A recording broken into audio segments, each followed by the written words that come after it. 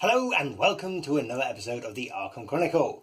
Today we're going to be discussing a very serious problem that you may not have noticed. Cast your minds back to those halcyon days of 2016 when we all started playing Arkham Horror together. The game we know and love came in boxes this big. Huge, chunky, sturdy things made of real cardboard. And then along came the Great Depression of 2017, where boxes shrunk, cardboard got thinner, and there were a great deal fewer cards in the box. And now things are getting worse, much worse. The boxes are shrinking even smaller. They don't come with any shrink wrap or any cards, and they are in fact just made of simple paper. Oh my goodness! Speaking of things being miniaturised, hooray! That's right, rather than get depressed that there are 8 million reviews of Path to Carcosa from people who bought them at Gen Con in the US, we're going to get depressed by all the terrible comments that you leave about these badly painted and badly sculpted miniatures. Which aren't that bad. Really.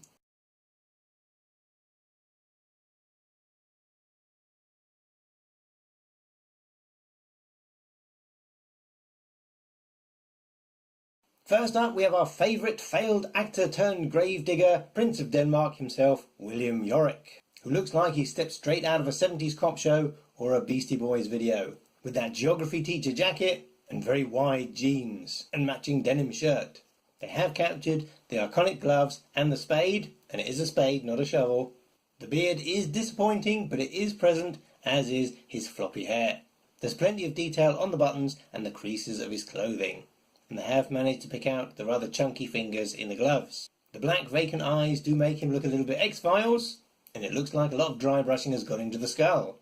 Next up, we have Ebenezer Good's sister-in-law, Akachi Onyele, with some wonderful, bright, vivid colours, and plenty of either gold or brass looking jewellery. There isn't a great deal of detail, but they have captured some of the folds of her loose hanging garments, and they've definitely made a lot of effort to try and capture the hair.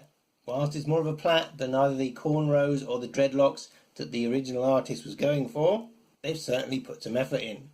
Next up is Min Tai Pan the secretary, with what looks like a massive sack of flour, but it's probably meant to be a large print version of the King in Yellow. Her outfit is quite plain, as suits her look, but they have put a lot of detail on the face. The lips and the eyebrows and some very delicate glasses. Looking from the side, she does look a little bit squished, unfortunately, and that's either an extremely high waist or she's got a real problem with her legs. Some kind of stilts going on underneath there. Maybe she's in fact two investigators, one on top of the other. Oh yeah, looking from the other side, she's definitely looking very squished. Kind of an Aunt Sally look going on there. On the right, we have one of the finest pieces of art ever to grace this game. A beautiful, heart-wrenching, soul-searching portrayal of existential anguish. And on the left, we've got some kind of drunken mime artist. Does mime actually qualify as acting? Is it really in there just below puppetry? But ignoring the face for the minute, they've put a great deal of attention into the pose. They've tried to make her flowing and dynamic, more of a dancer than an actress. As you can see, we've got a flowing chiffon scarf, which has suddenly moved down to her waist, and they have tried to capture the bangles on her wrist. The arms, and in particular hands, are looking a little bit chunky, unfortunately, but there's a little bit of detail in the hair and around the shoulders of her top. This could be the best way to view her, so it's hiding a Joker-esque clown face. And if you like your miniatures with boobies, then moving on to Safina Rousseau, the artist. And artists and performers are a great theme within the stories of the King in Yellow.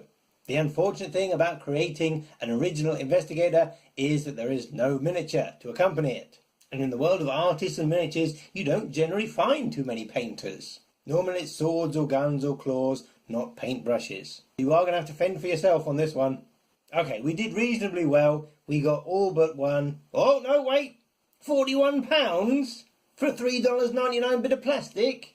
You're having a giraffe. Well, hopefully they won't mind if we borrow their picture, even though we can't afford the miniature. £41. Yeah, that's not the worst we've seen either. Potentially, this looks like a reasonable miniature. There's a really nice flowing trench coat which is splaying out behind him. Looks like plenty of details on the trousers. Boots are nicely picked out. The Tommy gun looks like a reasonably complex design, although we're not sure about the black for what would probably be wooden grips. His hair is reasonably decent, possibly heroic and stylish for the age. Eyebrows and eyes are nicely picked out, but oh my gosh, what's going on with his mouth? What's he doing? Yeah, that doesn't really help that much either. In the artwork, it does look like he's smoking a cigarette, But here it looks like he's entered a bus swallowing competition. So, thanks for joining us on part 3 of our miniatures extravaganza. Join us for the next expansion, where we are thwarted by overpriced miniatures. Ooh, that's the boss man's phone. Hello, boss man. What's that? You want to expand the Arkham Chronicle? Wow, that's great, that's fantastic. Ah, you want to expand it by giving us bigger planks of wood. You found a what? In a where? Ooh, can you send me a picture? Wow. Unattended bits of wood, just there on the street. Okay, boss, I'm on my way.